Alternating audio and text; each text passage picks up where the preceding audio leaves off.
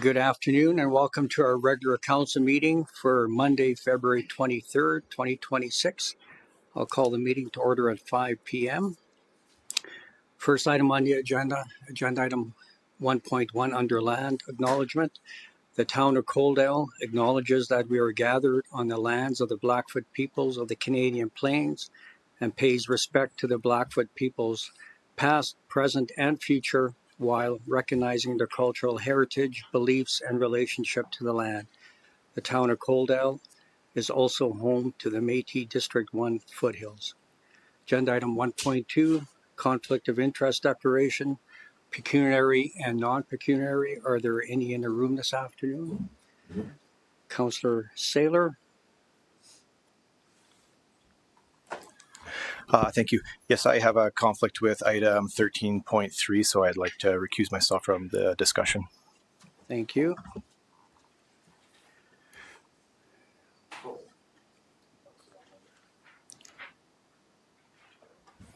Councillor Sailer. Sorry, that was 13.2, not 13.3. Sorry. Thank you. Moving on to acceptance of the agenda for today's meeting, February 23rd, 2026. Are there any additions or deletions to the agenda? Seeing none, could I get someone to entertain making a motion that council adopt the regular council meeting agenda for February 23rd, 2026 as presented? Councillor Pickering makes that motion. I'll call for the vote.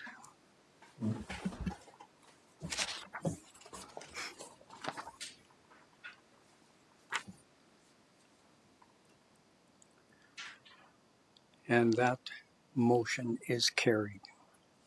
Moving on to agenda item 3.1 under adoption of the previous minutes for February 2nd, 2026, our regular council meeting. Were there any errors or omissions in those minutes? Seeing none, could I get someone to entertain making a motion that council approve the February 2nd, 2026 regular council meeting minutes as presented? Councillor Reese makes that motion. I'll call for the vote.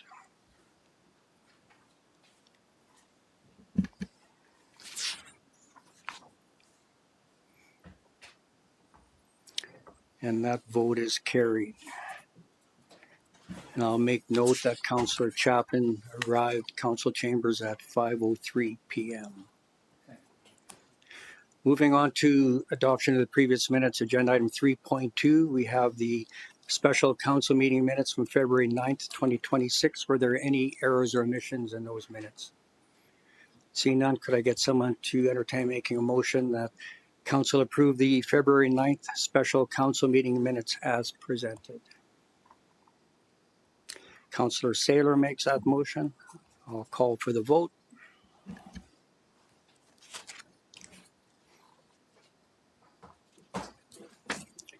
And that motion is carried.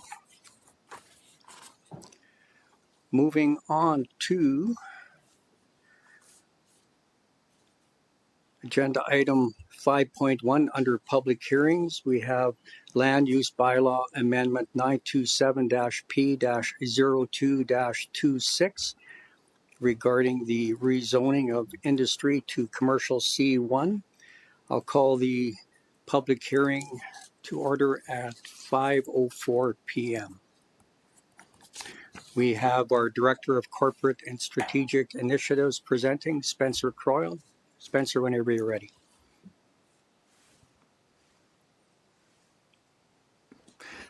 Thank you, Mayor, and good evening to you and Council. And thank you for the time to present this item this evening. As already noted, this is a public hearing for Bylaw 927-P-02-26. And Lana, if you could bring up that map. We can see the subject property here on the screen. The application before Council this evening was first heard on February 2nd for first reading of the bylaw in question. And the intent of the application and the proposed bylaw was to rezone the subject property from its current zoning of an Industry I to Commercial C1. The applicant has indicated that while they don't have an exact proposed future use in mind, the permitted and discretionary uses in the C1 land use district would better suit the future vision for the property. In terms of the hierarchy of plans, the municipal development plan nor any other higher level planning document in town provides guidance for what this property currently is or should be. And with that in mind, in the absence of guidance from a higher order statutory document or conceptual plan or strategic document, we look to surrounding property zonings, the relative location of the property, and other factors that can be considered in its current context. So while there's no higher order plan in place, we can see that to the east, there is industry zoned properties. To the south, there's industry zoned properties and rail right of way. To the north, there's a mix of residential, industrial, and some other land uses. And then to the west is commercial C2 and commercial C1. So with that being the case, and given its relative location to the highway and other main avenues, 18th Avenue, main roads in town, logically it would be reasonable to consider that this property would develop in a commercial manner rather than industrial. In terms of stakeholder engagement, the bylaw was advertised and the public hearing was advertised in the Sunny South News for 2 consecutive weeks on February 10th and 17th. Mailouts were provided to all properties within a 60-meter radius of the boundary of the property, and a project webpage was stood up on the Let's Connect Coaldale website as well. Over the course of the notification period, 1 inquiry by phone was received. The individual was a residentially zoned property resident to the north of the subject property, and they were curious as to what the change in zoning would mean for them. So the way it was described was that effectively the potential impact of the uses in the industry I zoning have different level of potential impact as compared to commercial zoning. Generally being the case that industry and residential could be considered to not mix as well as residential and commercial. After that description, the individual who inquired didn't have any further questions or concerns. As of the date of the preparation of the report, there have been no other inquiries on the application at hand. I'm happy to answer any questions council may have. Thank you. I'll open up to members of council. Any questions, comments on this? Is there anybody in the gallery today to speak to this rezoning or amendment, I should say? Seeing none, then I'll ask council if they have sufficient information to make a decision on land use bylaw amendment 927-P-02-26 regarding rezoning from industry to commercial C1. Councillor Reese.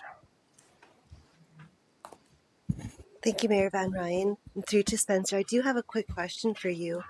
In the absence of the owner who has this land, I guess my question will be directed towards you. And when considering the proximity towards the active railroad line and the potential for replacing a C1 zoning for businesses such as professional office space, eating establishments, or retail, I'm just curious to know if any consideration has been thought into the sound or vibration that this could affect the potential customers from enjoying the establishment, and what might be done to mitigate those issues.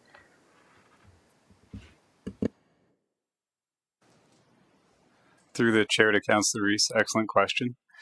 Generally, we defer consideration for impact from rail on a property such as this to the Federation of Canadian Municipalities and the Railway Association of Canada's guidelines for development in proximity to railway operations. And that will carry with it guidelines that speak to things like the potential for vibration and noise and other impacts. And so at that point, it would be beholden to the applicant or the owner of the property to take that guidance into consideration when they do apply for a development permit. Thank you. Seeing no more questions or comments, I'll declare the public hearing closed at 5:09 p.m. Moving on to bylaws and policies. Again, we're going to revisit Land Use Bylaw Amendment 927-P-02-26 regarding second and third reading. Were there any more follow-up questions to the subject matter from the public hearing we just had? Seeing none, could I get someone to entertain making a motion that council provides second reading of Land Use Bylaw Amendment 927-P-02-26 as presented? Councillor Pickering makes that motion. I'll call for the vote.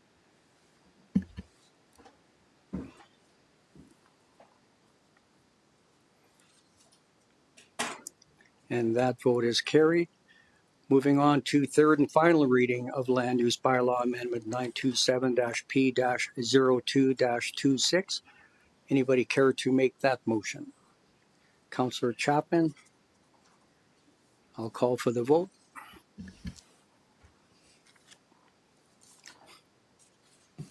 And that is carried. Thank you, Spencer. Moving on to agenda item 7.2, fees and rates bylaw 933-C-02-26. Regarding all three readings, we have our Chief Financial Officer, Tim Koba, presenting. Tim, whenever you're ready.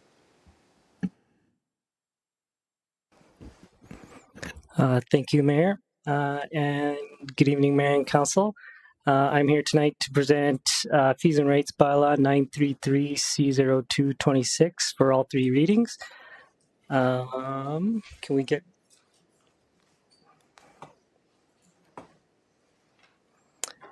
Okay, so this is an update to the fees and rates bylaw. Usually this is presented alongside the operating budget, and this year the operating budget, we have a second meeting scheduled for tomorrow evening, and then a potential third meeting scheduled for Thursday. So this fees and rates bylaw does tie into the 2026 operating budget. Okay, so oh, I can do that as well. I think I can do that.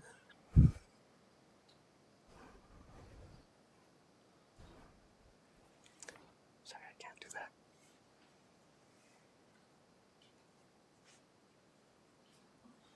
Oh, I can do that. Hold on. I got it, Lana.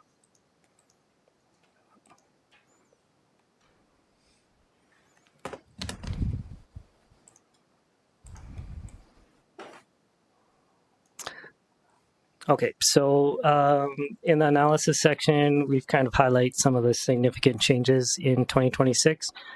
We've removed the FOIP wording to align with new legislation. Overall, there is a 2% inflationary cost. We use the CPI for South Calgary for the increase across many of the fee areas. We've updated animal licensing schedule to include microchips and tattoos. We've matched admission costs across all recreation facilities so that they're all priced similarly. And there is a 5% increase on some recreational facilities that the recreation department determined that those are in high demand. We've removed facility booking fees from Civic Square and Gem of the West Museum since they take care of, we have those booking fees are taken care of outside of the town. And then there are some small administrative changes as well. So the highlights, any of the changes are highlighted in green and yellow, and this way you can compare what was approved in 2025 to what's being proposed for 2026. And with that, maybe I'll go through and kind of highlight some of those changes or go over some of those changes.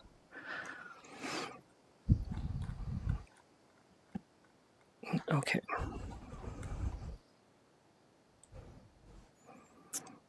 So the first section, administrative fees, no changes to the proposed fees in 2026, just some changes. Yes.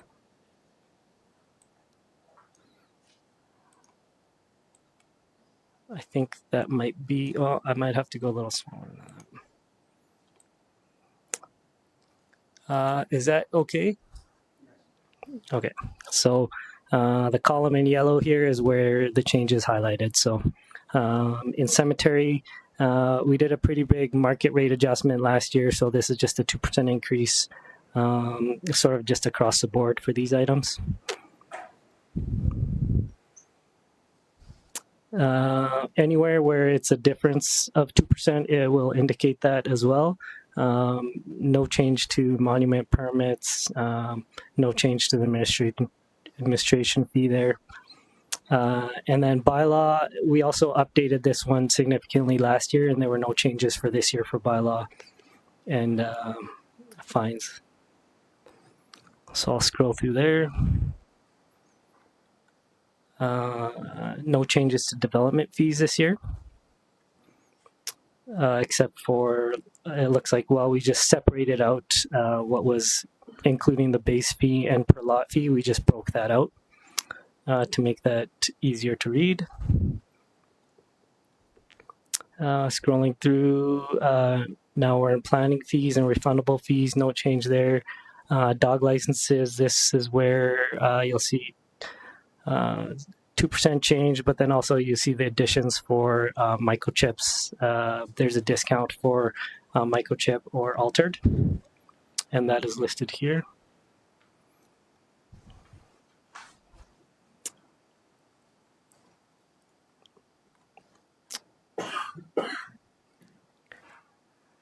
No changes to fire and emergency. Councillor Avery has a question or comment. So I'm going to go back to the business licenses, and we've been discussing it at MPC in some detail about increasing home business licenses because their taxes are quite a bit lower than the commercial businesses, and they're running out of their homes. And I see that there's no change in that, and that's one thing. And then the unsightly premises not changing, still at 145. I believe there's a lot more than $145 worth of manpower that goes into each unsightly premises, especially if they're not willing to do it at the first time, and then orders have to be written. So, I would personally like to see something like that go up.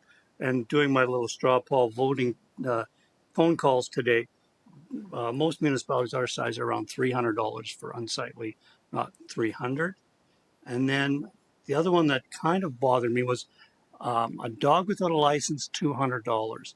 To me, that seems to be cherry picking because it's pretty easy if Jason's walking his dog down the street and somebody pulls up and says, "Hey, where's your license?" He doesn't have one. I get a fine for $200. I think that's pretty steep compared to $145 for kochia weed 4 feet high throughout your whole backyard. And that I will stop out. Oh, the other microchipping. Do we have the mechanism to run a scan without it costing extra money, taking them to a vet service to check for microchips? Thank you for the questions. Okay, so what were these changes that you would like to see reflected for 2026, or are these things that maybe we can come back with for 2027 as an update after we've had time to review and go through each department? Because it's not administration or it's not corporate services that sets these; it's through discussion with the departments. Okay. So I might not have the specific answers for each of those. That, Tim. I'm just not willing to pass this bylaw, especially 3 readings. Looking at the fine structures for different things, and also taking out the civic center and the Gem of the West. If we're not setting a price for that, that leaves it open for whomever is doing the bookings to set whatever rate they want. And then what's the rate of return for us? We need to know exactly what we're getting per hour, per day for that facility, not leave it up to an outside agency and their whatever they feel is going to profit them bringing something into the town facilities. Councillor Chapman. Yeah, thank you, Mayor. And just some questions that I have with regards to this. And I think that if we were to pass the readings for the rates and fees, Is there an opportunity later on to review items such as business licenses and other fees that might come up from time to time and make those adjustments throughout the year? That might be more of a Kaylin question.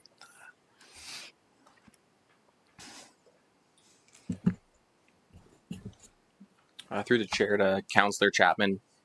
Right now, the draft operating budget assumes the fees that are contained in this document. Do I think it would materially change the draft operating budget if this was tabled for a few weeks for us to address some questions from council? No. Council has the option of passing, for example, first reading to establish life to this document, and then we can bring this back at a subsequent date to bring back some more market research for some of these areas that were identified. As a general rule, I don't think it would be good practice to, off the top of our heads, just start brainstorming on different numbers. I think my preference, if asked, would be to allow us to meet as a team to do some additional market research and to come back with some options, and then to present those options to council at a later date. Thank you, Kaylin, and through the mayor again. I'd be comfortable with that, mainly because I think some of these other smaller items do need some reflection on, and if we can actually review those with a much more robust view of what the bigger picture is going to look like. But in the meantime, I think this is sort of like an omnibus decision where we would be doing 3 readings on all these as presented in that way. But I think if we give it first reading tonight, do you have time to kind of have some review later on if we need to? Yep, we can certainly do that. And I'll have to watch the recording to kind of jot down the questions again. But yeah, we can definitely look at those specific items that were brought up and come back at a later date. Okay. Those are all my questions, Mayor. I'll ask Councillor Avery, and if anybody else has any suggestions for rate changes, to send an email, and then Tim doesn't have to go through the video portion. Councillor Reese. Thank you, Mayor Van Rijn, and through to our CAO Hastings. Am I on? Mm-hmm. Would you be able to provide us, council, with a percentage split between the town and country kitchens for revenue for the atrium, since they're handling the bookings now? I can certainly do that. That would be covered in the agreement that we have with them, and it identifies what the ratio is of revenue sharing and how the establishment of the rates are governed. So we do have a process for that, and what I can do is add that document back to council at a future discussion if we want to review that at the same time that we take another look at this rates and fees bylaw. That'd be great. Thank you. So would it be fair for us to have a discussion about this with administration at our next committee of the whole meeting? And then we can bring it to a council meeting after that. So no more questions? Could someone entertain making a motion that we provide first reading of fees and rates bylaw 933-C-02-26 as presented? Councillor Chapman makes that motion. I'll call for the vote.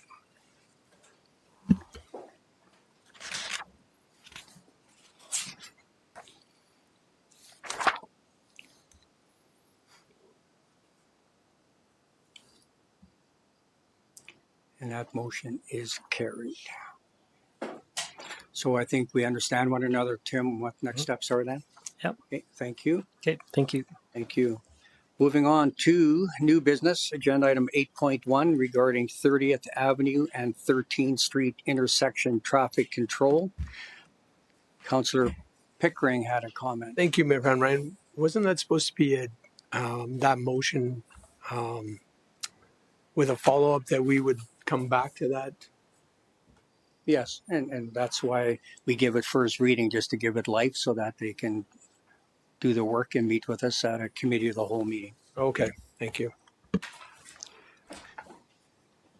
So we have our Director of Infrastructure, Dustin Yonke, presenting again on the 30th Avenue and 13th Street intersection traffic control. Dustin, whenever you're ready. Thank you, Mayor. Good evening, Council. The objective of this report is to follow up on a council request generated by a citizen to review the signage at the intersection of 30th Ave and 13th Street and to present options for improving traffic flow and safety. So just a bit of background on the intersection itself. You'll see an image in the report there, but 13th Street coming from Fieldstone Meadows is currently stop controlled for northbound traffic. 30th Ave heading east into the quads is currently free flow. There's no signage there. And then the quads parking lot, which would head east down, facing east down 30th Ave, currently has no signage.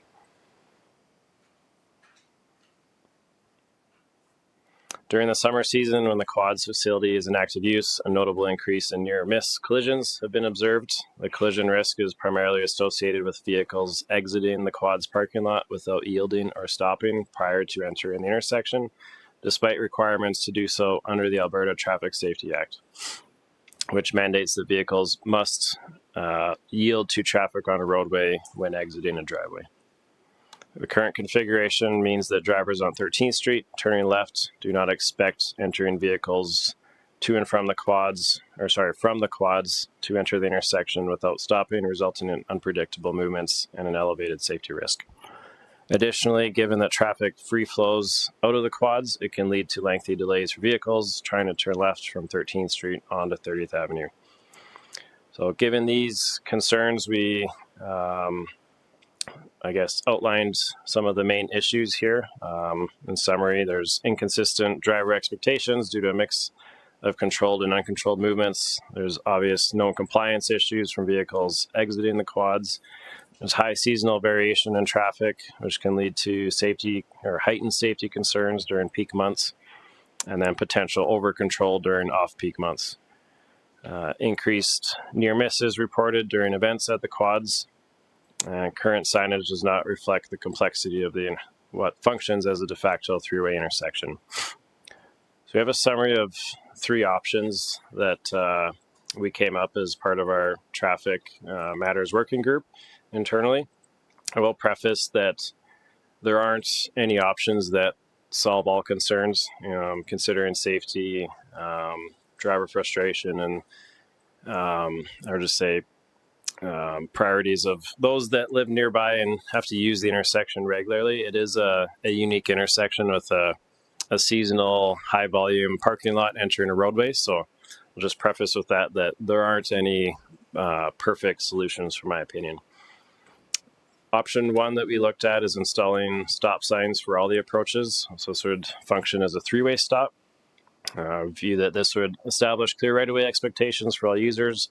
It forces vehicles exiting the quads to stop and gives priority to those already queued on 13th Street.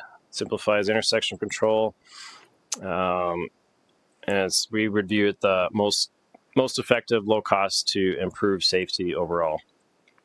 Drawback on this option is that 30th Avenue drivers likely would have increased frustration during months when the quads are not in use, that they might feel that they're stopping for no reason.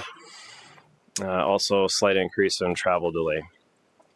Option two, just maintaining status quo.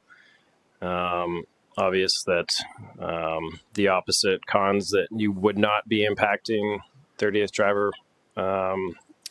Avenue drivers, that they would still be able to maintain free flow traffic.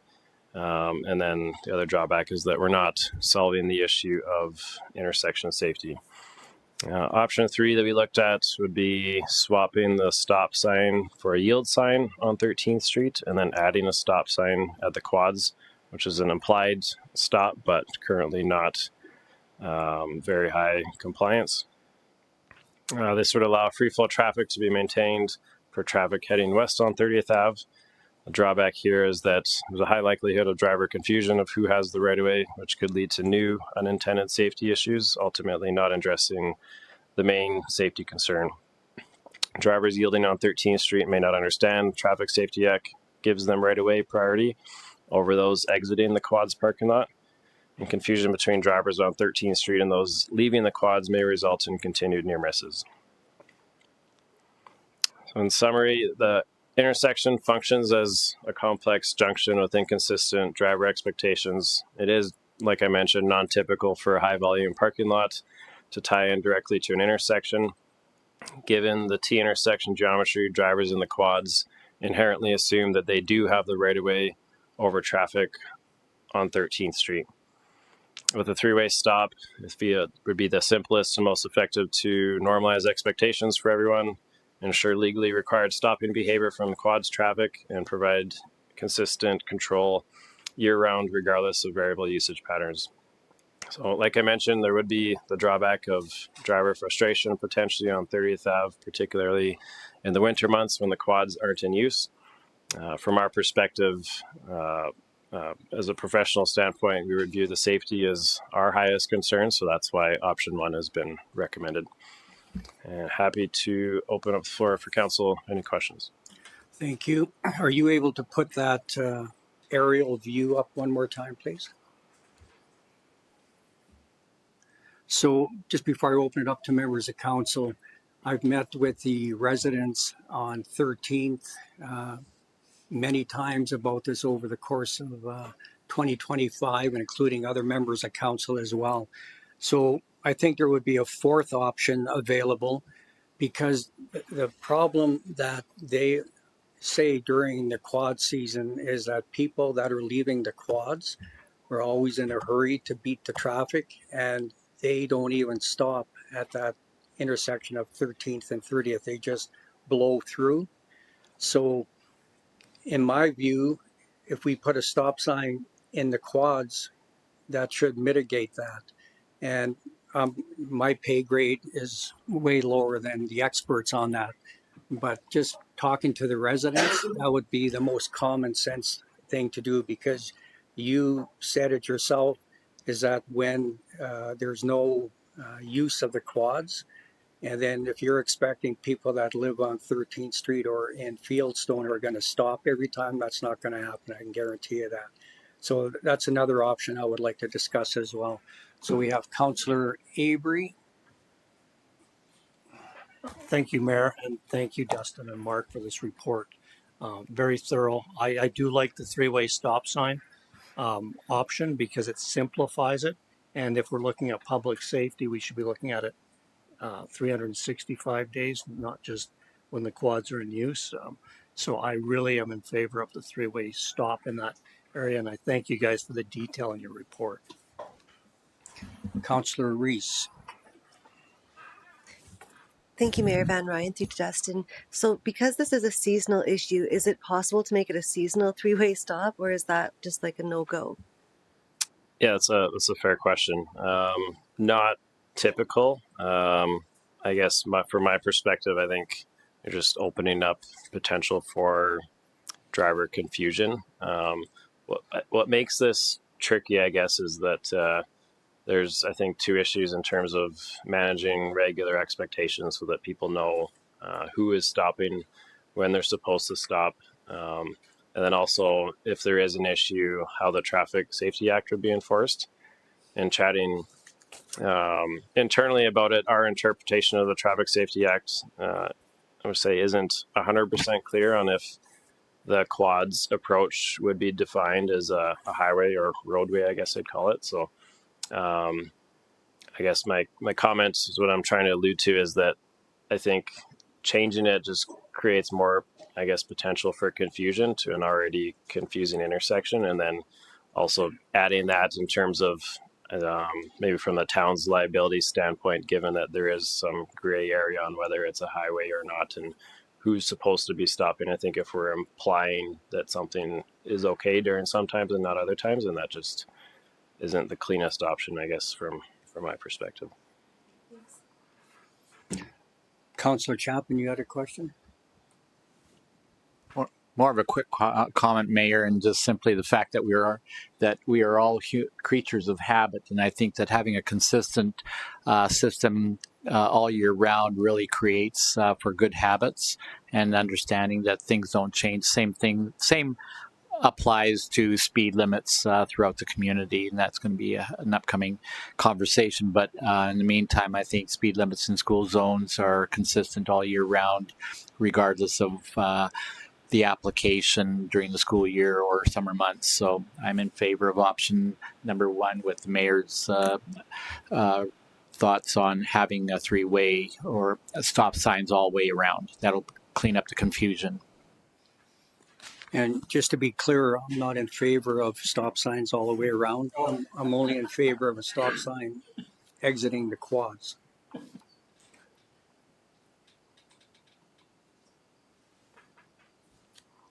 Okay, well, that kind of brings up a different thought. So, Mayor, are you suggesting that the only stop sign that would appear would be at the exit of the quads and the other two locations? That's correct. So when you look at the aerial view, people that are traveling on 13th Street or on 30th, they have visual contact with one another. So I don't believe there warrants a stop sign there for those two. People leaving the quads, which and from what the residents tell me, are always in a hurry. If they have a stop sign, then they're the ones that have to stop and look for other traffic. Mayor, would you be comfortable with this being reviewed in 6 months or something like that to have who would be involved with this community by either bylaw or policing services come back with a bit of a report, see how it's doing through the next 6 months? I'm not sure if that would add more confusion, but Dustin, you can. If we did put a 3-way stop up as an example, as a preface, and then review that and see how that's working out. Yeah, no, I think for sure. I think as a general principle, I think we always monitor when we do make changes. So if there were unintended consequences, I think we would be honest to come back to council and say that we believe it's not working as intended. So yeah, certainly if we were to put it in, we would monitor it and come back with results. I may add comment on your option, Mayor. I think to me it could be an option. I think the main reason we didn't recommend it is because our interpretation of the Traffic Safety Act just adds some confusion in terms of the quads being labeled as a highway, given that it's publicly accessible and serves as a roadway per se. With that in mind, those on 30th Ave that would be entering the quads should technically be stopping before exiting a parking lot, which would imply that 13th Street would then have right of way because they're to the right. So in terms of the Traffic Safety Act, it's not entirely clear on, I guess interpreting whether it's defined as a highway or not makes it unclear who actually would have the right of way. And at that point, it would become an insurance battle likely. So that's the main reason that we didn't recommend it, is a 3-way stop is just clean, cut, and dry. Again, Dustin, you just mentioned it yourself. It's not clear, the Traffic Act. If you look at that, common sense prevails as well. So again, people leaving the quads, they would be forced to stop at a stop sign. People that drive on 30th and 13th, they have clear vision of that intersection. Right. Quads does not. Which is how I agree it would operate, is that most people would just drive along 30th into the quads, assuming you'd have right away. I guess to maybe say in a different way, that those on 30th leaving the roadway and entering the quads, if it's not defined as a highway under the Traffic Safety Act, should actually yield to the others on the roadway before leaving the roadway. So because it's technically being treated as an uncontrolled movement, so then they would have to yield to 13th Street. No, I understand. Councillor Reese has a question. Thank you, Mayor. Through to Dustin. So right now, as it stands on 13th Street, I believe there's a stop sign, correct? So my only concern, and this is more of a question, is if there's a stop sign leaving the quads, and so I wonder how long if that would back traffic up quite a bit, because now they're waiting to go onto the roads, or if the 3-way stop would be better, because then there's like each lane has to take their turn at the given time. Thoughts? It could definitely depend.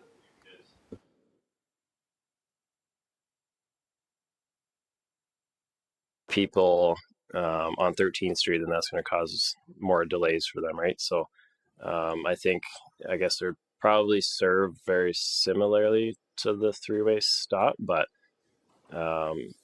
yeah, because the conflict on 30th Ave wouldn't be in conflict with them unless they're turning south on 13th Street. So assuming most people are leaving the quads heading straight west, I think there would be very similar delays because they're stopping regardless.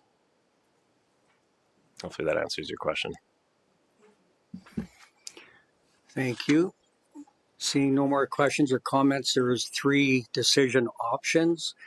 So based on my comments about a possible option 4,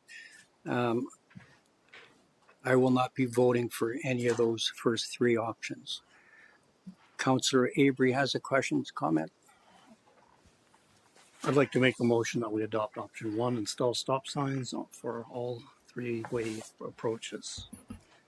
Thank you. There's a motion on the floor by Councillor Avery that Council directs administration to install stop signs for all 3 approaches at the 30th Avenue and 13th Street intersection.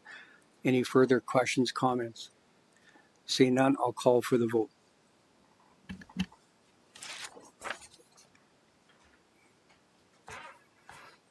And that motion is carried. Thank you. Thank you, Dustin.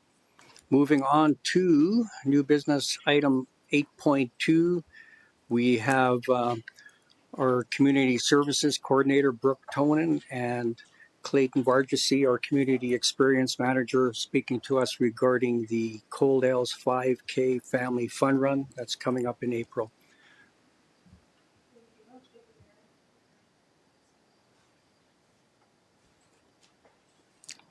Thank you. Thank you, Mayor, and thank you, Council. The intent of this report is to further inform Council and the public at large about the upcoming 15th Annual 2026 Family Fun Run event on Saturday, April 18th, 2026, hosted by Coaldale Christian School. We request that Council continue the tradition of supporting the event by paying the registration fee for Town Council and staff willing to participate. This matter has appeared before Council previously. For 2025, the Coaldale Family Fun Run, Council has approved to pay the registration fee and the t-shirt fee for Council and staff participation from the Town Council's budget. The Town of Coaldale has provided support from the very beginning at various levels. In 2017, we became a platinum sponsor, which is $1,000, and additionally, we have continued to encourage staff participation with the payment of their entry fees. This year, the entry fee is $22 per adult participant, and an additional $15 for a t-shirt. The stated goals of the Family Fun Run are to encourage healthy outdoor activity, enhance family time, and bring cohesiveness to the town of Coaldale. To support local charity by donating $2 from every entry to Rehoboth Christian Ministries, and proceeds are going towards 2 causes this year. Money has been pledged towards the Shift Recreation Center for new baseball cages and equipment, and to help out the Project Playground East, specifically for soccer nets and picnic tables. Volunteer community groups such as this, have a very positive impact on the physical and mental health of our community. The town's ongoing commitment is very minimal, but very helpful when considering the event's value. In the past, there has been a handful of town council and staff members participating, and as many as 20. Financial impact is projected to be approximately $481 if the participation fee and t-shirts are paid for, or $286 if the participation fee is paid for based on an estimated 13 registrants. Funds would come from Council's promotional budget, which has an annual allocation of $15,000. Only staff and council fees have been historically covered. Family and friends on the town's team are not. In 2025, the total cost was $377 to cover 11 registrants on the town's team. 9 of the 11 registrants opted in for the t-shirt as well. Please note the town of Coaldale has already budgeted $1,000 to put toward a platinum sponsorship again for 2026, and this does come out of the community services budget. The town's administrative team hopes that our participation will influence others to do the same. We will promote the event on our social media accounts as well. For the decision, we have 2 options. Option number 1 would be enter a Town of Coaldale team, pay the registration fee of $22 per participant, and direct community services to collect council and staff registrations with a total estimated cost of $286 based on 13 sponsored participants. Option 2 would be enter a Town of Coaldale team, pay the registration fee of $22 per participant, pay the t-shirt fee of $15 per participant, and direct community services to collect council and staff registrations, which equals a total estimated cost of $481 based on 13 sponsored participants. Or option number 3, the town council does not pay for council and staff participation in the 2026 Family Fun Run. We recommend that council accepts the Family Fun Run report as information and further direct administration to option number 2, which would be enter the Town of Coaldale team, pay the registration fee of $22 per participant, pay the t-shirt fee of $15 per participant, and direct community services to collect council and staff registrations. Thank you. I'll open up to members of council. Any questions, comments for Brooke or Clayton? Councillor Chapman. Thank you, Mayor. And if I could ask my question to Clayton, if I may, with your previous background and experience in this event. I know in your report here, you mentioned that we did a platinum sponsorship maybe 1 year or twice, or a couple of years in a row. I can't remember exactly when, but I would suggest this idea that or I guess my question would be to you is, with the platinum sponsorship, is that all inclusive of the registration fee per member plus the t-shirt? And like I remember in years past, we had emergency services like the fire department, town staff, council. We had quite a number of our own employees from the town participate. So I'd be curious if the platinum sponsorship would cover all of that for us all inclusively. Through the mayor to Councillor Chapman, we've been sponsoring the $1,000 platinum sponsorship since 2017. It comes out of our community services budget. It is separate from this ask. It would be enough money to pay for this, but it would we wouldn't be sponsoring the fun run anymore at that point. The one issue this year, potential issue with that, is that we have already committed to the sponsorship, to the fun run, and we've already issued that check to them through our community services budget. So there would still be a platinum sponsorship plus the $481? Yes, and that's what we've done in the past, is that the community services budget has paid for the platinum sponsorship since 2017 annually, and then council has paid for the registration fees, and I believe they've done that since 2017, and then depending on the year, they paid for the t-shirts, but not every year. Okay, thank you. Thank you. In 2025, we did not pay for the t-shirts. I believe 2024 we did not. In 2025 we did. Yeah. Okay, my bad. Okay, any further questions, comments? Do I need to read over the options again, or everybody has them in front of you? Deputy Mayor Beekman. Thanks, Mayor. I'll make if nobody else has any questions or comments, I'll make a motion that council accepts the Family Fun Run report as information. We'll go for option 2. Thank you. There is a motion on the floor by Deputy Mayor Beekman that for option 2, enter a Town of Coaldale team, pay the registration fee of $22 per participant, pay the t-shirt fee of $15, and direct community services to collect council and staff registrations. So, comment I have is that if we're going to do a town team, I need Brooke or someone to organize that town team the morning of, because it's like herding cats trying to get everybody together to get a group photo, number 1, and to talk about the event. So, motion on the floor by Deputy Mayor Beekman. I'll call for the vote.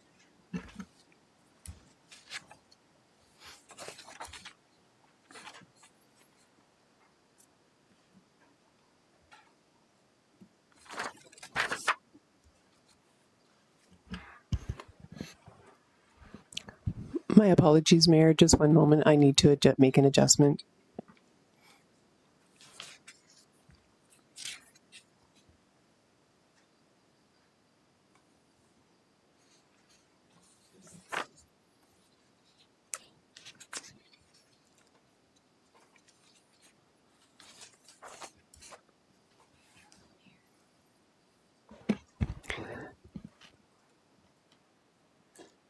I just want the vote to reflect that Brooke Tonin is not a voting member of the council, so please disregard her vote. Nice try, Brooke.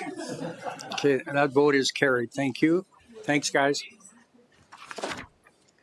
Moving on to agenda item 8.3. We have our Manager of Capital Projects, Mark Baltazar, presenting on the Birds of Prey Pathways Rehabilitation Options.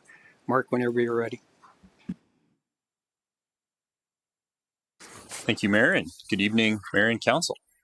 I'm here today to talk about Birds of Prey rehabilitation options for pathways. The purpose of this report is to determine what level of service that Council would like to provide within the existing pathway network or in and around the Birds of Prey. We have a lot of projects coming up in summer of 2026. That's in the vicinity of the area that we're going to be talking about. So there's opportunities to gain some economies of scale by utilizing some contractors that might be in the area. Lana, if we can just pull up the first attachment there. Yeah, thanks.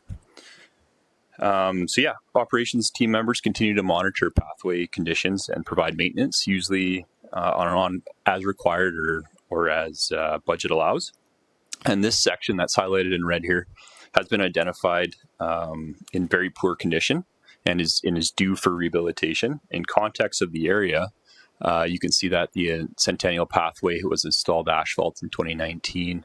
The section along in yellow there along 16th Avenue was installed in 2022.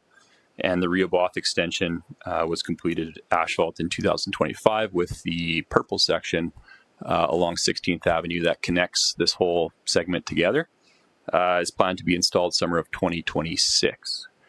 So there's quite a bit of extensions to our regional pathway network in this vicinity, but the area that we're going to be looking at today is the section that's around the Birds of Prey West Pond is kind of what we call it. The existing pathway, I don't know if we can go to the second attachment.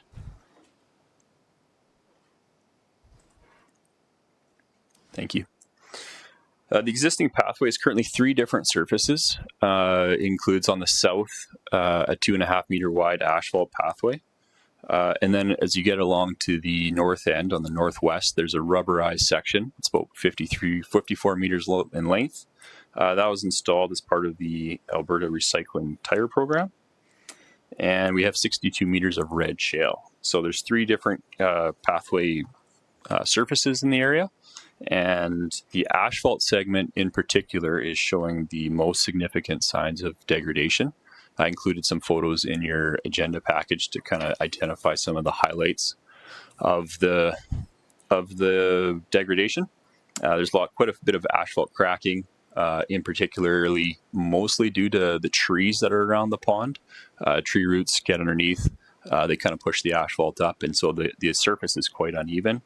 And then also due to the pond is that it's close to a body of water, and so there is some subgrade issues that may be underlying the condition of this pathway.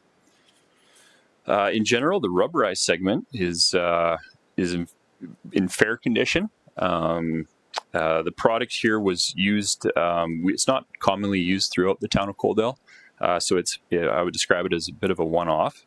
And it's not common to replace, extend, or patch, as it's just not commonly seen. There is some added snow removal difficulties with the rubberized section. Bladed equipment sometimes catches that rubberized surface and causes some tears. So we have to kind of keep that in mind. And then the shale section is on the very north. Talking with community services, shale products are no longer locally available and they have to truck them in from out of province. It just adds additional maintenance and more costly to continue to upkeep that area or to expand it into shale further. So we looked at a couple different options to rehabilitate the asphalt section, which is showing the most signs of degradation. Option one would be to remove and replace with limestone. Limestone's more common in city of Lethbridge. You do see them being used in environmentally sensitive areas like the river bottom. That's option one, would be to replace with a limestone pathway. Option two would be to install with asphalt. I'll go through that in a moment. And then option three would be to leave as is until a future date. And option four, any combination thereof above. So option one, installing limestone pathway, has some advantages. It's the most cost effective. Lana, if you want to just flip to the third attachment there. It's the most cost effective. If we were to just replace the asphalt section, we estimate it would be roughly around $17,000. If we wanted to do replace the rubberized section, looks like an additional $5,000 plus the if you wanted to replace the sail section, that would be another additional $5,000. And then there is just around the Kin picnic shelter, there's a bit of an unofficial traveled area in that area. If you wanted to expand the network over to Centennial Pathway through that traveled area, that can be done with limestone, just because it's kind of a granular product. If we wanted to do asphalt, we aren't recommending asphalt if you wanted to do that extension, just because of the setback is right next to the body of water. If we wanted to do asphalt, we'd be looking at a much larger scale, setting that pathway back, moving the kinpins, fencing. So just the breadth of area that we would require if we wanted to do asphalt for that north connection would be significant. So we're estimating if you wanted to do that additional connection, it would be an additional $12,000 to do that portion of it.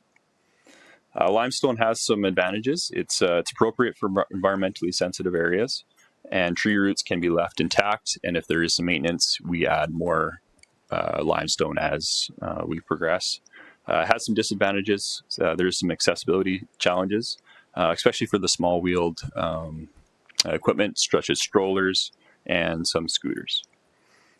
Option two, Lana, if you can just progress to the fourth attachment, would be to replace with asphalt. It's more costly. So that same section that was $17,000 does increase to, I believe, $45,000. And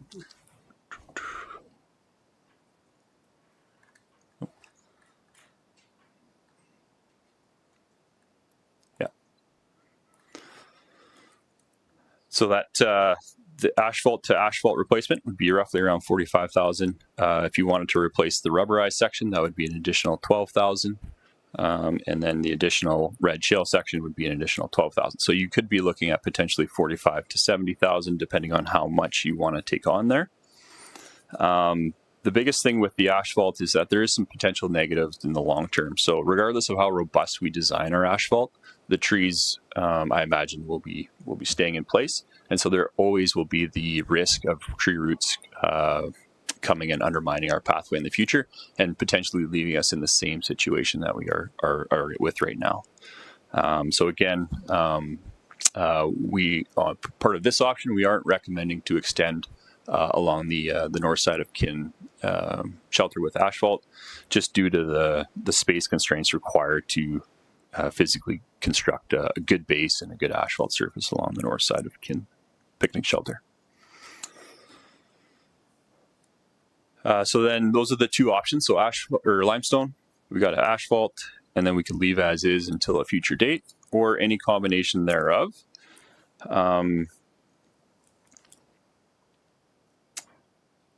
The key considerations is that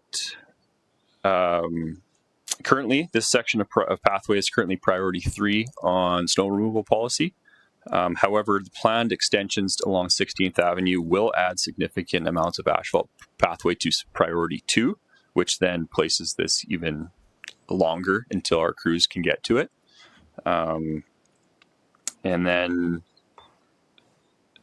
these are getting more commonly used in environmentally sensitive areas, and the city of Lethbridge does start to spec more limestone pathways as part of their program. So the decision options is to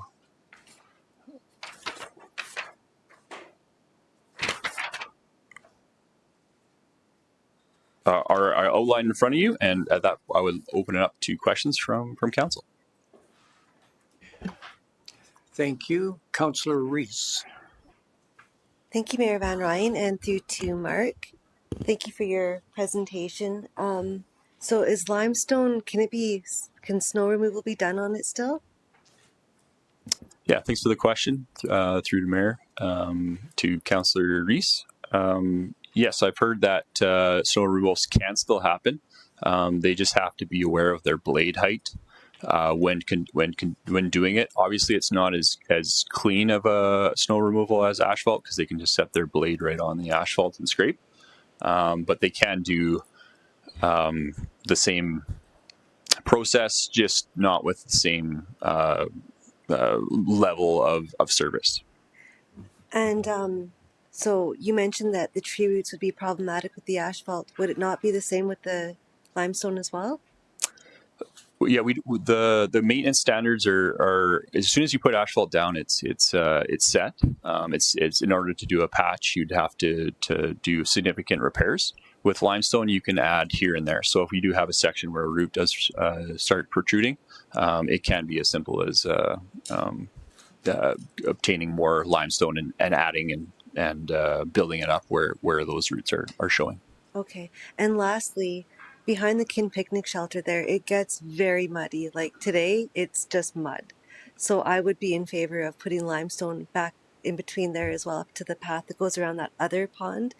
Mm-hmm. And that's all my questions. Thank you. Thank you. Deputy Mayor Beekman. Thank you, Mayor. Thank you, Mark. Just one question here.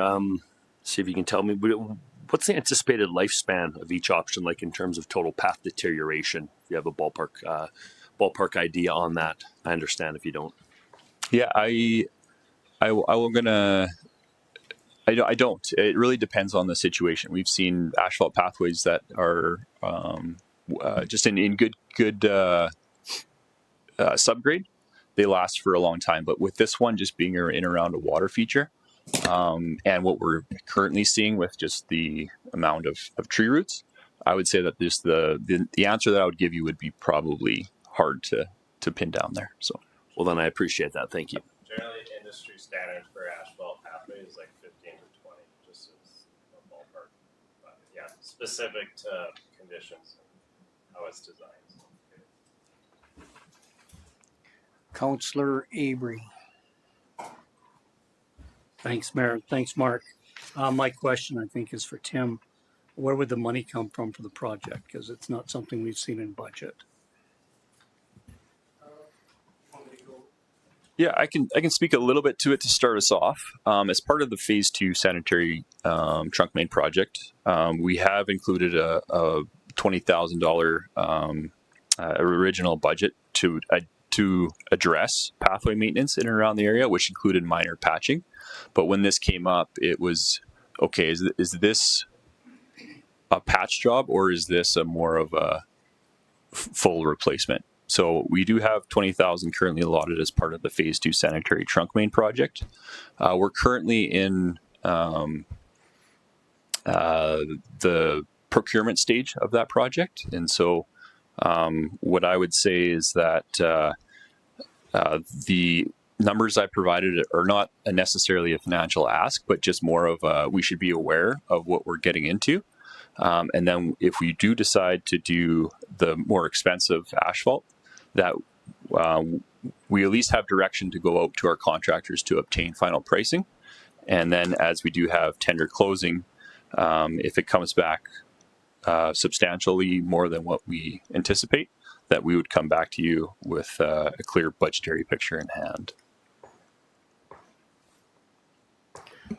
Jim. Thank you for the question. And just to kind of add on as well, we do have a general pathways reserve, which has a balance of 50,000. So you could possibly draw from that as well. Councillor Chapman. Thank you, Mayor, and through to Mark. Just give me some clarity again. The amount of asphalt that's already down, would you be pulling it up and then putting limestone down all the way around? As a minimum, we would be just looking at just doing the asphalt section, and then if you so desire to do the rubberized section or so desire to do the shale section, we can consider adding that as well to be consistent. I would definitely recommend, Mayor, is that we get rid of that rubberized section immediately. It is troublesome in many ways, and of course, people tripping and it's shifting so much. So that'd be an immediate priority in my mind. The shale part, definitely just to make it equal with the rest of the whole pathway system. I think that shows consistency and that we care about the project. And my recommendation is that if you're going to take up all the asphalt, and then make that whole circular area one complete limestone pathway. I think that's probably reflects on a good methodology, particularly with the roots issue that you have. And I think it'll flare back up again regardless. So that would be my recommendation. And of course, thank you so much for your comments with regards to other pathways, such as the one in the Cooley River Bottom in Lethbridge. That makes a lot of sense how you've looked at that and reflected on how that's working or not working there. Sure. Dustin. I just want to add maybe a response to Councillor Chapman's comment there. In terms of, I guess, our consideration with the options, taking into account that we could do limestone treatment in-house likely, pending availability of staff time. But the thought process is if we use the contractor to do the harder work of taking out the asphalt and working around the roots, that we could achieve kind of the worst section, and then leaving the rubber section in place, since it still isn't good enough condition, that 2 or 3 years from now, if it does degrade, that we could come back and do it at a later date. Similarly with the shale. So our recommendation was structured in a way that recognized that we could do the other sections when they come due for replacement internally. But again, if there's desire to make it all consistent, then that's definitely an option as well. But just wanted to give that context. Mark, can you add up all those numbers if we were to do the whole thing as per Councillor Chapman's recommendation? Don't go anywhere, Dustin. There's a couple more questions coming up. Councillor Reese. Thank you, Mayor Van Rijn, and through to the presentators. So as a person who walks the Birds of Prey paths 3-4 times a week, I can say that the rubberized pathway is actually quite nice. And there isn't any problems. I did notice they did remove a big patch of it, though. I'm guessing because it got ruined from being, with the snow removal and stuff. But I am in favor of the limestone, and I think that would be a really good thing to do. And considering we have reserves for that, I would be willing to make a motion for that. So are you in favor of ripping up the rubber and then doing everything in limestone, including the asphalt? The asphalt, yes, and the rubber is in fairly good shape, is what they tell us, and I've seen it myself, and it is in fairly good shape. Okay. Thank you. Thank you. So those numbers, if we were to do, and we can write them down, so if we do just what you're talking about, leaving the rubber and removing the asphalt, what would that be? Yeah, that would be $34,000. Thank you. Councillor Chapman had a follow-up. Yeah, thank you, Mayor, and through Mark to Mark and Dustin. I imagine you would be able to repurpose the old asphalt accordingly. Unfortunately, no. The asphalt, once you remove it, is Contaminated. Okay.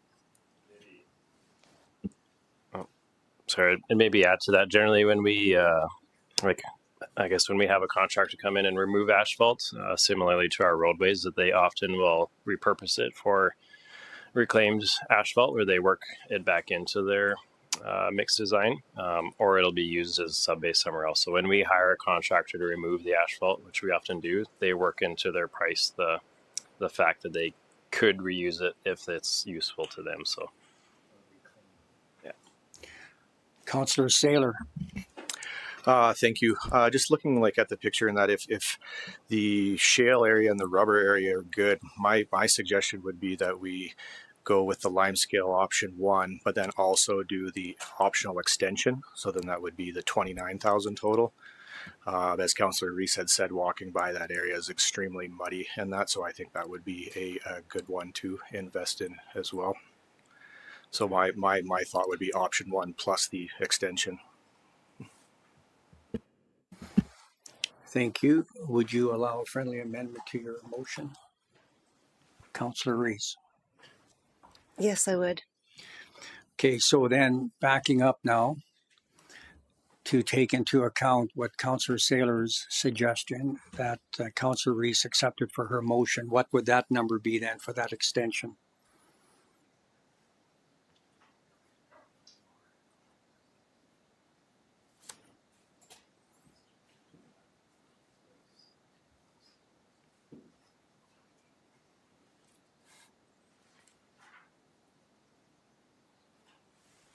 Yeah, that would be 29,000.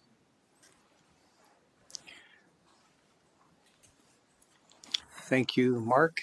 So then there's a motion on the floor then to direct administration to replace the existing deteriorated asphalt pathway at the Birds of Prey with limestone as part of the Phase 2 sanitary trunk main project. Will that capture that piece by the picnic shelter then too, or do we have to itemize that separately?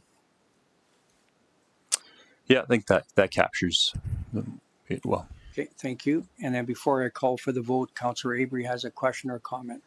Yeah, I'm just confused at why we're bringing this to a vote when the presenter said they were waiting for the tenders to come back for the 16th Avenue project, and there was $20,000 possibly in there or possibly not in there. We don't know until after the tenders are closed and they've been opened. So now we're a little bit premature and we're spending another $29,000. We don't know if we have the initial $20,000. So we're going to take our reserves to $21,000 for our pathways. I'm confused why I thought this was more of an information item. So administration knows what direction to go if the $20,000 was available in that tender that was going out. So thank you for that. And I'll open it up to Dustin. He has a follow-up on that. Yeah, thanks for the comment. I guess procedurally, if we were to get tender pricing for the sanitary trunk main project and it comes in over budget, we would come back to council to deliberate next steps.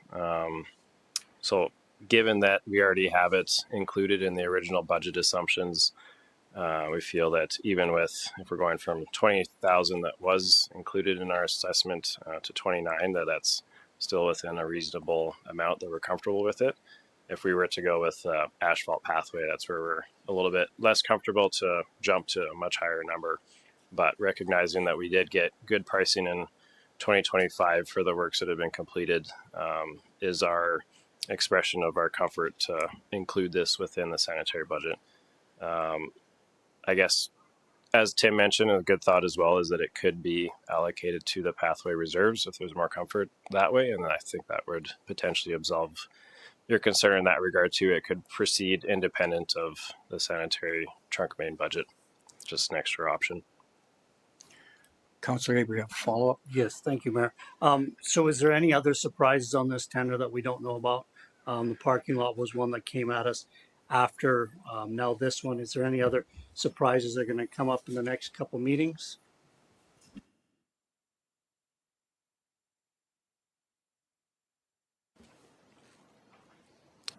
So when we came up with the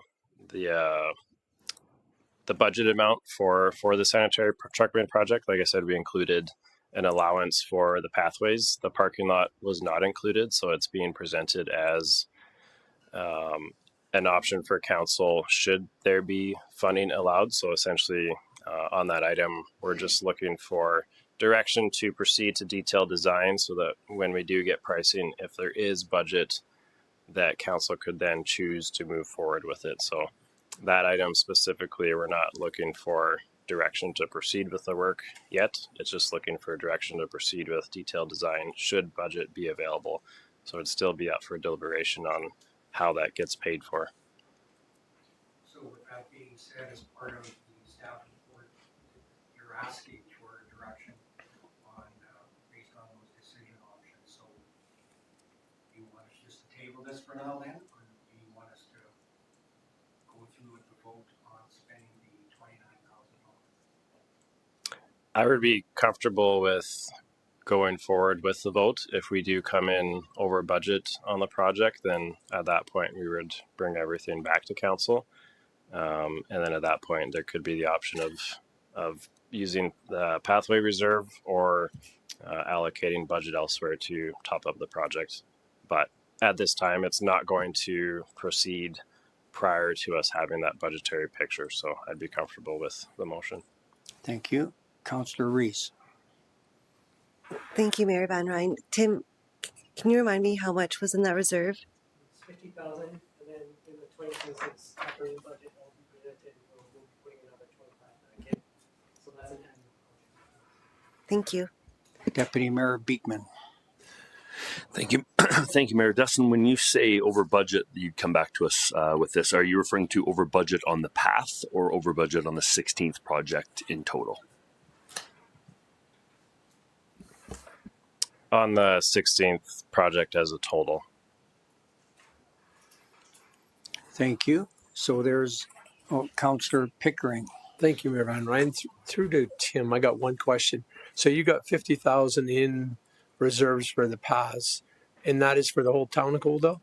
And the other question I have to follow up with that is, what are the rest of the paths around, not only there, around the rest of the storm drainage in their condition? That 50,000 is just the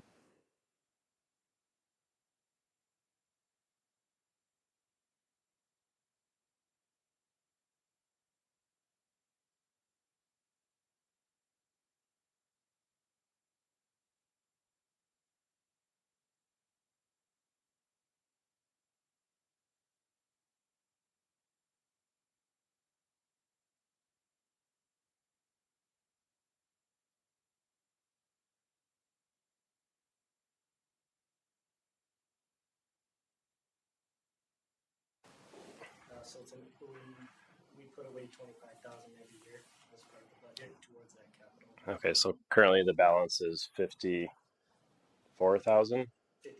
50,000 in the pathway reserves, and we contribute 25,000 into it yearly through the operating budget.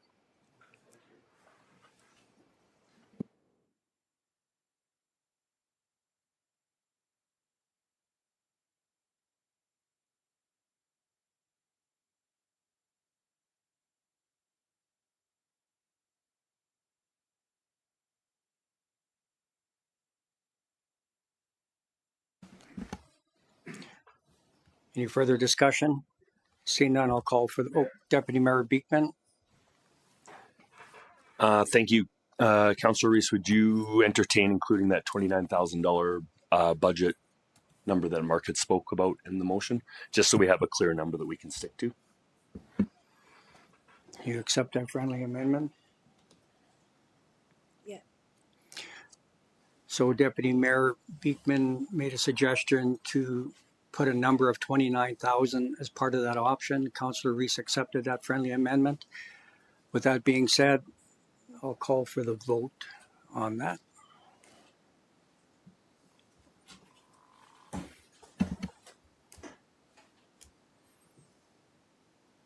And Councillor Pickering, Councillor Haber against. The motion is carried. And Lanner, you'll capture that change. Okay, thank you. Thank you, gentlemen. Moving on to my favorite part of tonight's agenda.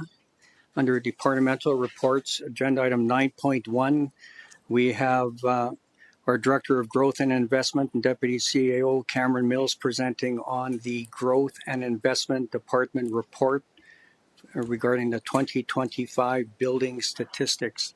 Whenever you're ready, Cam.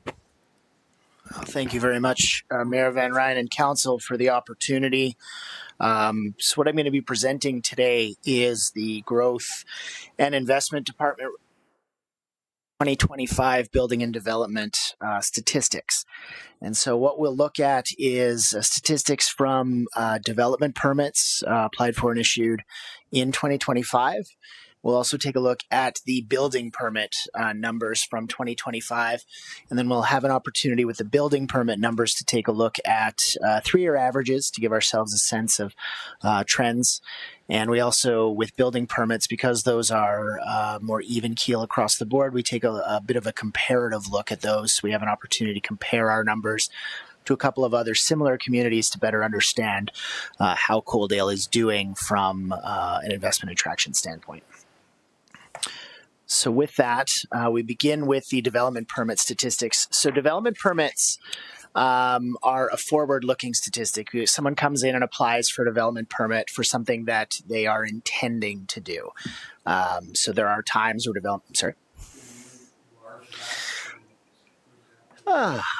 can I? I don't know.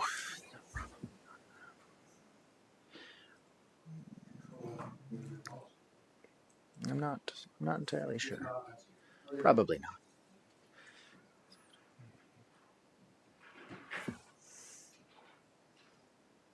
Oh. Yeah, I don't think I can. I don't believe so. I'll highlight the important information in there, and then we'll chat about some of the specifics. So again, development permits are forward-looking. And so someone comes in and applies for development permits. So these numbers tell us what people's intentions for building were during the 2025 year. For the vast majority of development permits do result in actual construction, though some of the construction here, so if a development permit is issued in January, it's very likely to show up on the building permit side in 2026. Building permits are issued during and towards the end. The values are calculated sort of as construction is occurring rather than forecasting construction out. So development permits are forward-looking, building permits are backwards-looking fundamentally when we look at these statistics. First, looking at total development permit numbers for 2025, we had 228 permits issued. This represents a significant increase in terms of total volumes for permits of previous years. 228 permits in 2025 is an increase from 208 in 2024, 173 in 2023, and 134 in 2022. On top of that, permit complexity is likewise increased over the years, with more permits being issued for larger scale projects. In 2025, a particular increase in single-family and multifamily home applications, thanks to additional of new land supply in Malloy Landing and Canal Crossings, supplemented as well by rapid construction of the remaining lots in Cottonwood. Total permit values are near the $100 million mark, driven by strong demand for new single-family style housing. So 57 permits were issued for single-family style homes, either mobile homes in the Seasons in particular, or single-family homes in Malloy Landing, Cottonwood, other neighborhoods. At $30 million of value, that represents approximately $525,000 being the average value of those single-family permits. We also had 19 multifamily projects. Now, a permit for a multifamily project is not a permit for an individual unit within a multifamily. The permit would generally be for a building. In some cases, multiple buildings on a single permit. So we did have 19 of those with a stated value of almost $50 million or $2.6 million approximately per project. The last few times we did this presentation, we noted that residential investment in Coaldale was lagging non-residential investment, and we forecast that this was likely because of limited supply of lots on the market. So that estimation was that bringing on new supply would lead to substantial growth in residential style investment, particularly on the underserved multifamily segment. So it's safe to say that that prediction appears to have been correct. I just want to take this opportunity to point out that staff in the department have dealt with significant increases in overall volumes, but more than that, we've also seen, as mentioned, technical complexity of permits increase dramatically. So as you can imagine, for the staff issuing them, it's a lot more work to review an application for a 12-unit apartment building than it is for a deck renovation. And so we've also had staffing levels in a bit of flux with some maternity leaves, and we've had the senior planner position vacant since September. And so with that said, I'd like to take the opportunity to commend my staff within the department for stepping up and helping ensure these processes continue to run smoothly. They've maintained an average turnaround time for processing and the issuance of permits from application to completion of less than a week. And that's also inclusive of applications requiring MPC approval, which take a minimum of 18 days and can take as much as 42 days based on the advertising cycle. So that drives that average number up. So I just want to make sure that my staff know that we appreciate the hard work that they've been doing to get these permits processed in a timely manner. So with that, we're going to move on to building permit data. And so we've got a bit of just a primer. We talk about this every time we do the report, but for anyone listening at home, development permit statistics on the previous, so shown on the previous slide, are tracked in-house, whereas building permit data is more rigorous and it's tracked by Statistics Canada. It's across all municipalities, and therefore it's a better fit for comparisons with other jurisdictions.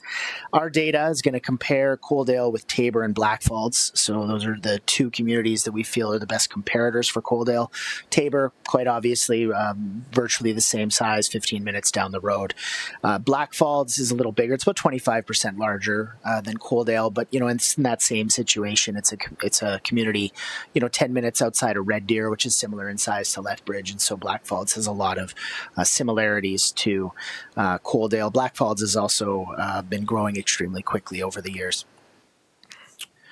So first, we'll look at building permit data. There we go here. So building permit data for Coaldale over a 3-year period. So Coaldale standalone permit values for a 3-year period are shown here on the screen, and that's broken into residential, industrial, commercial, and institutional categories. Typically, the line between commercial and industrial is quite blurry, so typically we look at those values in combination.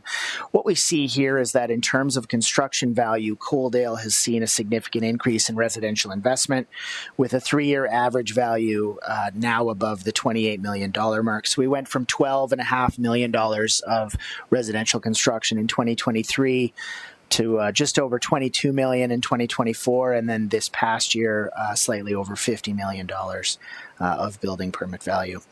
We're expecting that to continue into 2026, particularly as multifamily construction previously approved at the development permit stage moves into a period of construction. Non-residential values continue to be robust, with 2025 values approximately in line with 2023, down from the staggering high of 2024, driven largely, but I'll point out not completely, by New Cold. So even without New Cold, 2024 would have been a banner year for the community. But yes, that value is obviously going to stand out. Looking now at comparative data. So again, we have an opportunity to look at 2025 with respect to Coaldale compared to Taber and Blackfalds. There's a lot of information here. What I think is important to point out is that, first of all, commercial and industrial values are highest in Coaldale. in 2025. And this is substantial because, as we pointed out, if we look at the last slide, 2025 commercial and industrial values obviously down from 2024. We're not going to have a year like 2024 every year. So it's easy to say, oh, okay, well, that shows a real regression. But what we're actually seeing here is that even with that regression, Coaldale continues to outperform. We have approximately 2 times the investment value of Taber and approximately 3 times the value of Blackfalds during that period. So 2025 still represents a really strong year on a comparative basis. Residential values are obviously very high. They do continue to lag Blackfalds, though I'll point out that with Blackfalds population about 25% higher than Coaldale, we're fundamentally in line on a per capita basis. Coaldale's residential permit values are over 50 million. That's about 2.5 times what we're seeing in Taber. It's about 20% lower than Blackfalds. Blackfalds is one of the fastest growing communities in Western Canada of communities of comparable size, so that's definitely a high watermark. Taber is the only of the 3 communities that saw any institutional investment in 2025. So we do include institutional investment as a category. That's the lone purple line you see there next to Taber. We do include institutional values because it is data that's available. We don't really look at it as a strong measure of investment attraction performance. Institutional investment tends to happen where it doesn't. So in this case, I believe that's largely driven by renovations at W.R. Myers. So obviously 2022 was a very good year for Coaldale, with the Prairie Wind School falling in that category. And then we take a look at the 3-year average data. And so 3-year average data is important because it's more statistically significant in terms of measuring performance and a better indicator of overall financial health because it reduces the impact of outlying data. So one-off type of data is then minimized when you spread it out over 3 years. This is likewise good news for Coaldale from an investment attraction perspective. So what we see here is that even with 3-year data, institutional value is near zero, but again, that's not particularly important in terms of overall economic health. Residential investment over this time is quite healthy. 2025 is obviously driving that average value up. Continued investment is forecast in the near term, which should further drive these values. But perhaps most importantly, the data also supports Coaldale's position as being attractive for business investment. And so not only does Coaldale significantly outpace Taber and Blackfalds by this metric, but it's the only of the 3 communities where the value of non-residential investment significantly outpaces residential investment. So even with the significant bump we've seen in residential growth, non-residential growth continues to be the driving factor for Coaldale investment growth over a 3-year period and by a very healthy margin. Third, even considering their substantial lead in institutional investment, Coaldale is seeing a 3-year average permit value across all categories, roughly doubling that of Taber during the period, and at about 1.5 times the rate of Blackfalds, even with Blackfalds having what you would categorize as elite residential investment growth rate. So when we delivered the report for the last time, which would have been 2 years ago, one of the things we noted was that the economic development and marketing efforts that we engaged in were going to start to shift to focus more on away from commercial and industrial investment attraction to residential investment attraction, with the idea that we would want to support the growth of our new neighborhoods that are coming online. So what we're seeing now, looking backwards, suggests that the increase in focus on residential investment attraction was positive. We'll continue marketing the community's strengths in terms of being a great place to live through our marketing efforts in support of developers bringing new product online in 2026 and beyond. And with that, I'd be happy to answer any questions council might have. Thank you. I'll open up to members of council. Any questions, comments? So, Councillor Chapman, sorry. Go ahead, Mayor. No, go ahead. Thank you, Mayor. Through to Cam, thank you so much for your report. Just very enlightening in terms of how we're doing and the pulse of your department and, of course, the pulse of our community in terms of economic development. I'm very intrigued by the institutional numbers, and if you could help define for me again what you define by institutional. Thank you. So generally speaking, institutional investment is largely going to be driven by government spending. So Coaldale would have seen an institutional investment when the RCMP station was built or when Prairie Wind School was being built. The $30 million building permits in Tabor were, I believe, renovations to W.R. Myers High School.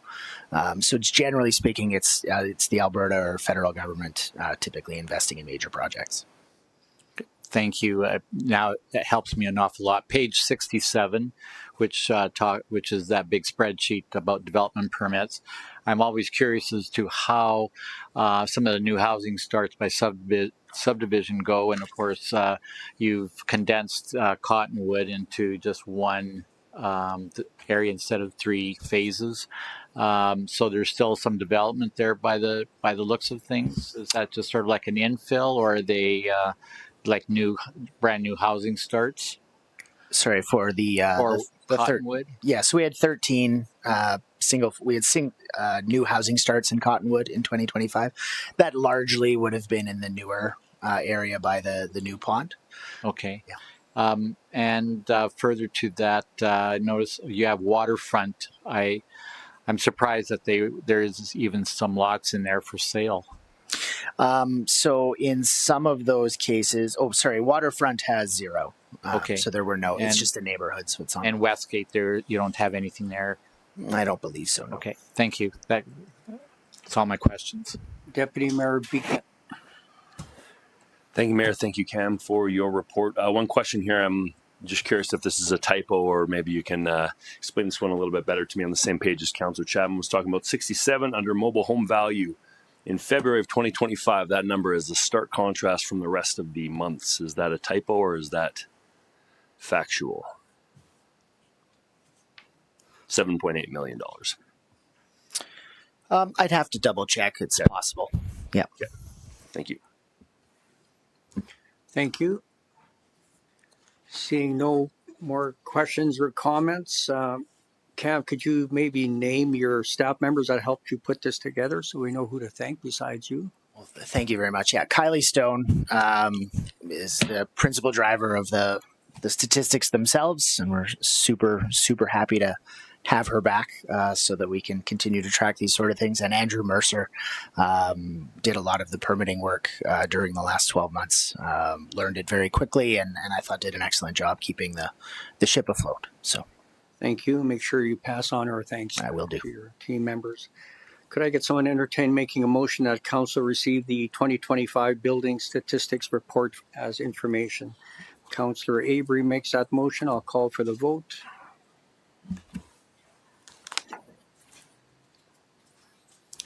And that is carried.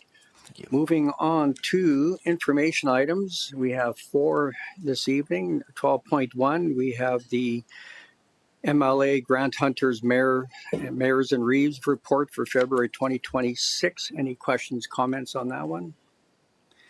Seeing none. 12.2, we have the Pet and Animal Wellness Society pause meeting minutes for January 13th, 2026. Were there any errors or omissions on that one? Councillor Rees. Thank you, Mayor Van Rijn. My question was actually for the Mayors and Reeves one, and it's going to go through to Deputy Mayor Beekman, if I may.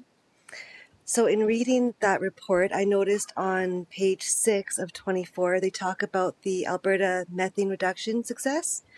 And I was just curious to know if anything came up in that meeting with respect to Casco Cattle Company's fully integrated renewable energy and carbon capture system that will be built right here just north of Coaldale. Thank you, Councillor Rees. While the report was presented, MLA Grant Hunter was not at Mayors and Reeves, and that was not discussed. So, thank you. Thank you, and through to Deputy Mayor again. Maybe it'd be worth mentioning at the next Mayors and Reeves because it's such a huge success for us to note that. Absolutely. Thank you. Yeah, myself or the mayor can bring that up at the next meeting for sure. Thank you. And just for information too, that announcement came after the last Mayors and Reeves meeting. So I'm sure that MLA Hunter will have that in his next report. So any questions, comments on 12.2, the Pet and Animal Wellness Society pause meeting minutes? Seeing none, moving on to 12.3, the Citizens on Patrol meeting minutes from December 10th. Any questions, comments on that one? Seeing none. And then finally, Citizens on Patrol meeting minutes once again for January 14th, 2026. Any questions, comments on that? Seeing none, could I get someone to entertain making a motion that council receive items 12.1 to 12.4 as information?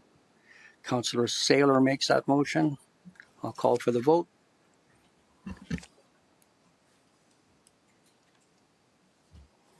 And that is carried. So that concludes the open portion of the meeting. I will require a motion that council move to closed session at 6:40 p.m. in accordance with section 197-4-B of the Municipal Government Act to discuss matters exempt from disclosure for items 13.1, 13.2, and 13.3, subject to section 19, disclosure harmful to the business interests of a third party. Items 13.1 and 13.4, subject to section 28, local public body confidences, and section 29, advice from officials. And finally, item 13.2, subject to section 30, disclosure harmful to the economic and other interests of a public body. Who cares to make that motion? Councillor Pickering, I'll call for the vote.